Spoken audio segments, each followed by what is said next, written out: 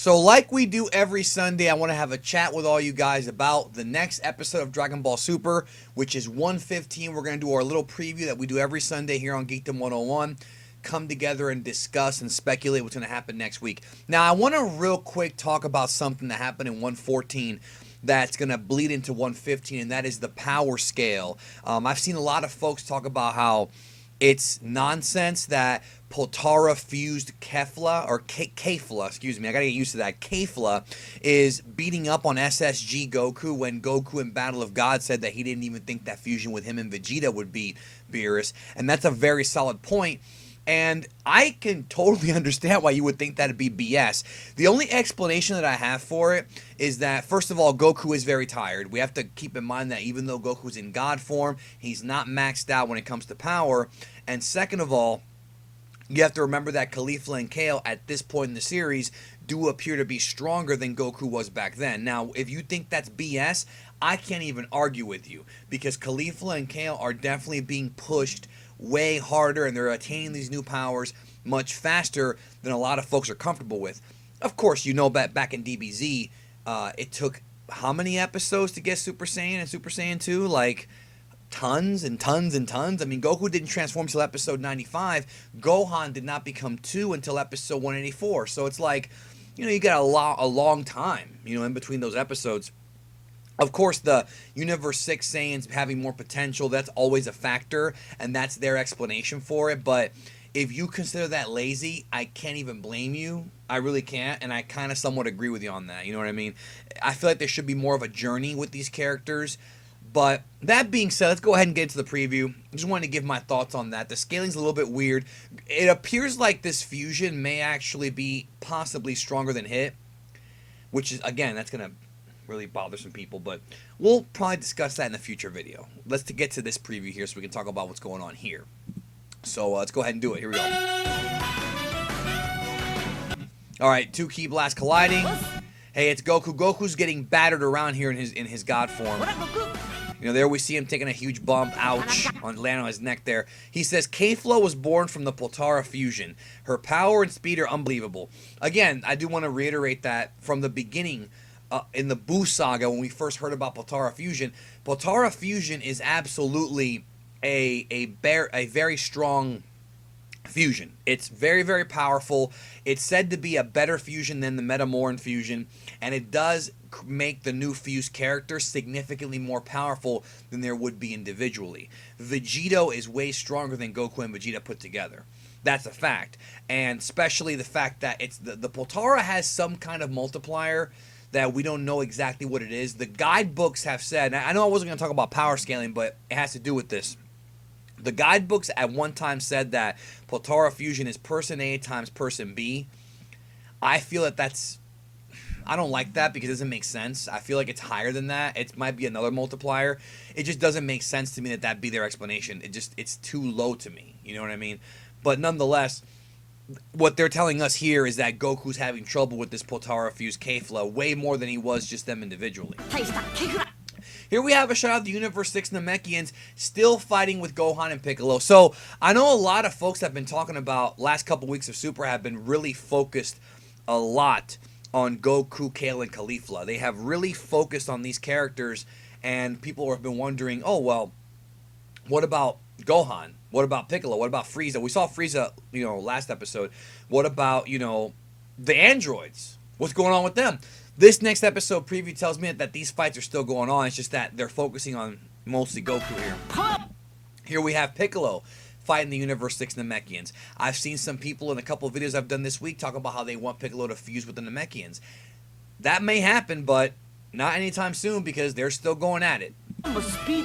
And here we have, you know, they fire a Ki Blast. Gohan appears to block it, or maybe he's firing one of his own. I think that's a block right there.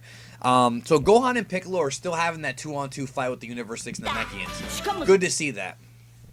So Goku says not only is Kefla strong, Kefla. I gotta remember to say Kefla. I gotta get used to it. Not only is Kefla strong, but she also goes Super Saiyan. And here we have what looks to be, that was 18 right there, fighting Universe 4.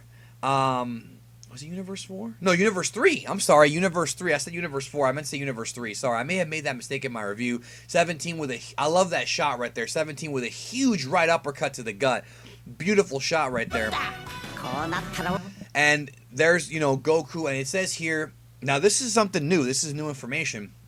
I'll have to fight her using my blue King Kai fist. I hate that subtitle. Kaioken Blue. Now, excuse me. I have something in my throat. So anyways, that's new information that he's using the blue Kaioken. Now, again, the thing that pops in my head is if Goku needs to rest to get his strength back, is this really a good idea? We know that Kaioken is always risky to do. We know that Kaioken Blue, when he did it the first time in the Universe 6 tournament, left his body completely swollen and, you know, all messed up. But it looks like the only way Goku can survive against Kefla is by using the blue Kaioken, which we didn't even hear about in the spoilers that had come out for this episode before. So it looks like what they're doing with Goku is they're kind of rebuilding him back up. We've seen him do SS1, 2, 3 for a little bit, God, Blue, and Blue Kaioken. And eventually what may happen is we may see Ultra Instinct. In fact, I'm going to talk about that here in a minute. I'll have to fight using... No, they're all looking at how... I'm guessing that all these gods are just surprised at how good the fusion's going. Now here we have a shot of Jeering. Jeering did appear for a very brief second in episode 114, and it looked like his finger moved for a second. I'm sure somebody wanted me to cover that in my review, even though I don't think it's that important that the finger moving is a big deal. But that being said, what could be a big deal, and that remains to be seen, is the fight between Goku and Kefla gonna be enough to awaken Jeering? Like, Jeering, we can presume, is meditating. He can sense everything going on around him, because that's what happens when you meditate as a martial artist in these shows. So I presume that Jeering is probably, maybe, I don't know for sure, gonna sense Goku and Kefla's fight and possibly open up one of his eyes and be like, huh, this is interesting. I still think Jeering can wipe the floor with Kefla, in my opinion. Could be wrong, but I don't think so. I think Jeering's just too strong and too fast. But still, it's interesting because, you know, is this going to be what actually leads to Jeering waking up? Or could it be, and again, we're just talking trash, we're spitballing here, could it be that the fight with Goku and Kefla is going to eventually lead to Goku tapping into Ultra Instinct? Could the fusion of Kefla be enough to give Goku problems so that he goes into Ultra Instinct? That's another thing to think about. Let me know your thoughts on that in the comments. Also, another thing to think about is how long will this fusion last? We know that the Potara fusion, based on what Super told us, has a 1-hour time limit.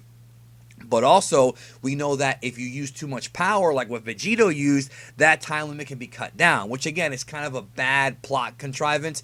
And we found out earlier this week that the Potara fusion, even though the 1-hour time limit was a Toriyama, it was from Toriyama, the actual idea of Vegito was not a Toriyama idea for Super. It was one that Toyotaro and Toei had come up with. So that's interesting that Toriyama had never intended for Vegito to come back. It was all a marketing ploy. Like, it's not a joke. I mean, it's not a lie that Dragon Ball Super is meant to sell toys and be a merchandise mover for the series. I mean, that's a fact. You can't even deny that.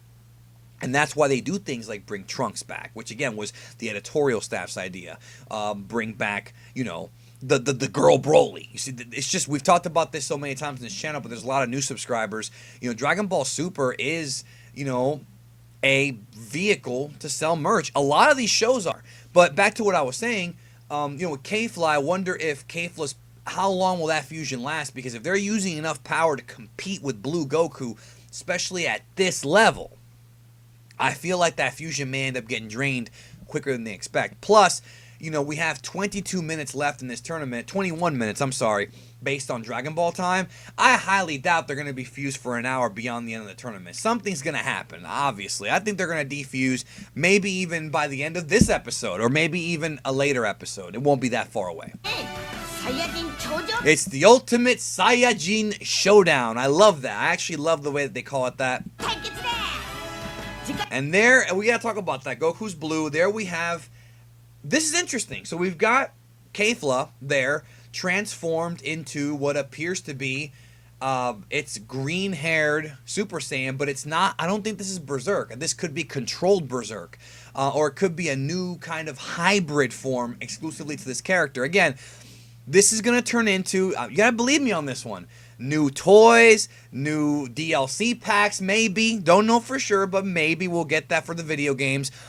Dokkan cards. I mean, that's the whole point of this, and I do think that we're going to get a name for this later on, but it's green-haired. I think this is just like a green-haired version of Super Saiyan, exclusive to Kale, and I really do hope that we find out more about this form. Legendary Super Saiyan is what it was in the movies, but that's not part of the super continuity. It's just not part of it. So they may actually, you know, come up with a new story for it. I don't know, but here we have a look at Kale powered up. Now, I already predicted that Kale's going to go Super Saiyan. Not Kale, I'm sorry. Kefla. Ugh, please forgive me, okay? I already predicted that Kefla's going to go SS3, and I'm going to be real with you. Here's what I think is going to happen. My prediction, bold prediction, either in 115 or 116, Kefla is going to do SS3 and then defuse. The power of Kefla doing that unstable SS3 is going to make them defuse. Maybe not this coming episode, but maybe the week after. I think that's going to end up being their ultimate downfall. They're going to be very confident, very strong, and then try to hit SS3, which is what their dream is. That's what they want to do, and it's going to end up biting them in the ass. That's my prediction on that. Goku versus Kefla. Super Saiyan Blue defeated.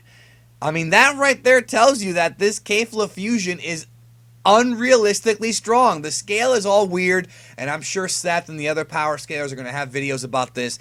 I'm going to wait until this episode airs. I'm not going to talk about it too much until the episode airs to see how it's portrayed, because I still think Goku is weak. He's still recovering.